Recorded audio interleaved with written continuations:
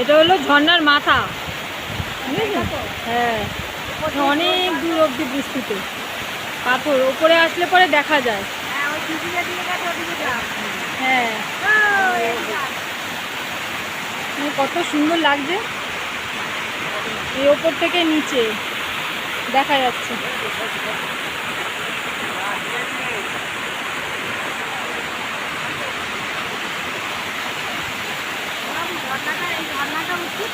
এ বৃষ্টির সময় কিন্তু এখানে আর ওঠা যাবে না। দূরে কত শান্ত জলটা, মনেই হচ্ছে না ঝর্ণা এটা।